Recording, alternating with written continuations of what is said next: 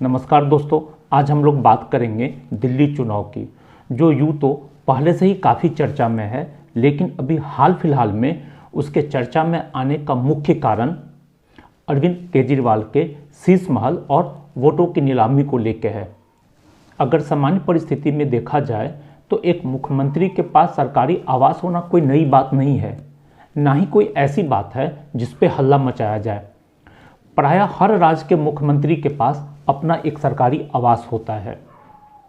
फिर ऐसा क्या है जो अरविंद केजरीवाल के इस सरकारी आवास पर इतना हंगामा हो रहा है? इसको समझने के लिए आपको इसके पीछे के कुछ पहलुओं को समझना होगा। जब अरविंद केजरीवाल के नेतृत्व में 2013 में पहली बार आम आदमी पार्टी चुनाव लड़ रही थी, तो हर चुनावी भाषण में अरविंद केजरीवाल इस बात का उल्लेख किया करते थे, कसम खाया करते थे और एफिडेविट देकर कहा करते थे कि वह कभी भी सरकारी आवास में नहीं जाएंगे। एक मुख्यमंत्री के रूप में किसी भी सरकारी सुविधा का उपयोग नहीं करेंगे। उस समय उनके पास एक नीले रंग की वैगन आर कार हुआ करती थी। वो बच्चों की कसम खाकर कहा करते थे कि वह उसी कार में चला करेंगे, किसी सरकारी आवास, कार या किसी भी तरह के सरकारी सुविधाओं का लाभ नहीं लेंगे। इसी तरह से लोगों के सेंटीमेंट से खेलते हुए और लोगों के सेंटीमेंट का उपयोग करते हुए अरविंद केजरीवाल उस चुनाव में जीत जाते हैं। फिर उसके बाद उन्होंने सारी सरकारी सुविधाएं भी ली और अपने लिए सरकारी खर्च पे एक आलीशान शीश महल बनवाया। यह आरोप सीएजी की उस रिपोर्ट को आधार बनाकर लगाया जा रहा है जिसमें सारे खर्चे का उल्लेख है, जिसमें 1 करोड़ के पर्दे, 24 लाख की टीवी और 15 करोड़ की पानी को प्यूरिफाई करने की मशीन का भी उल्लेख है। इस तरह के आलीशान घर का निर्माण अभी तक किसी मुख्यमंत्री ने नहीं करवाया था। और करवाया भी तो किसने? जिसने बच्चों की कसम खाकर कहा था कि वह किसी सरकारी सुविधा का लाभ नहीं लेंगे, कभी सरकारी आवास में नहीं जाएंगे।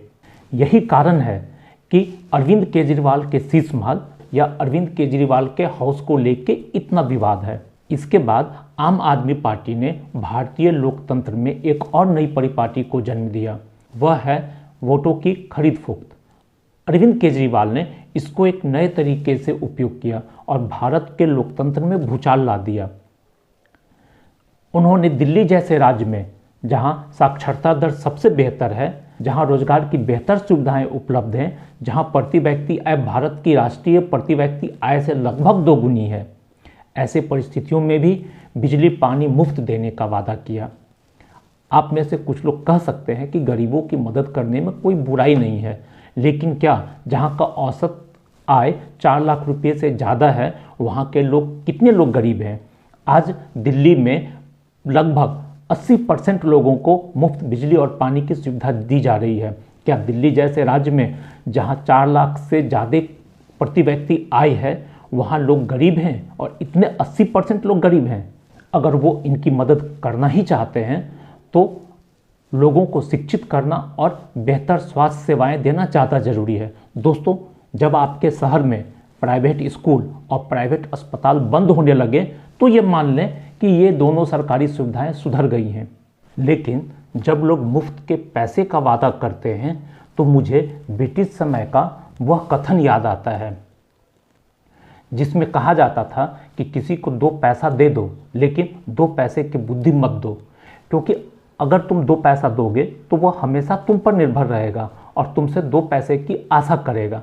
लेकिन अगर तुम उसे 2 पैसे की बुद्धि दे दोगे तो वह अपने अनुसार चलेगा, वह तुम्हारे बराबर खड़ा हो जाएगा। आज के समय में कहीं ना कहीं देश की सारी राजनीतिक पार्टियां इसी रणनीति पे आ गई हैं।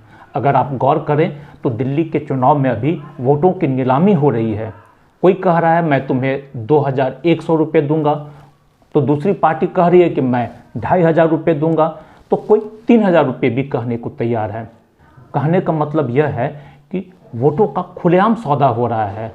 लेकिन सबसे बड़े दुख की बात यह है कि इस लोकतंत्र के 4 स्तंभों में से 2 स्तंभ, जो वैसे तो बहुत सक्रिय हुआ करते हैं, जैसे कि न्यायपालिका और मीडिया, इस पे कोई चर्चा नहीं कर रहे हैं। न्यायपालिका अवैध रूप से बने घरों पर बुलडोजर चलाने के लिए नियम कायदे इतने कठिन बना सकती है कि अवैध घरों को तोड़ना नामुमकिन हो जाए, क्योंकि वहां उसे लोगों और देश की चिंता है। लेकिन इस मुद्दे पे न्यायपालिका ने हस्तक्षेप करने से मना कर दिया।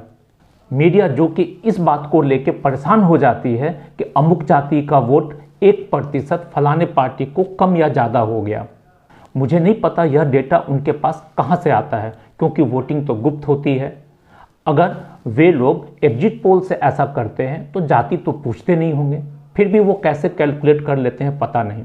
खैर, तो वो मीडिया जो छोटे छोटे मुद्दों पर लंबी लंबी बहसें कराता है, टीवी शोज में पार्टियों के प्रवक्ताओं के बीच मुर्गा लड़ाई करवाया जाता है, वो इस पर कोई सवाल नहीं उठाता है। वह मीडिया भी कोई सवाल नहीं उठा रहा है कि आखिर यह वोटों की नीलामी देश पर क्या असर डालेगी। इस वोटों की नीलामी का दो पहलू है जिस पर चर्चा करना बहुत ज़रूरी है। पहला यह कि यह पैसा आता कहाँ से है, और दूसरा, क्या यह किसी समस्या का समाधान है।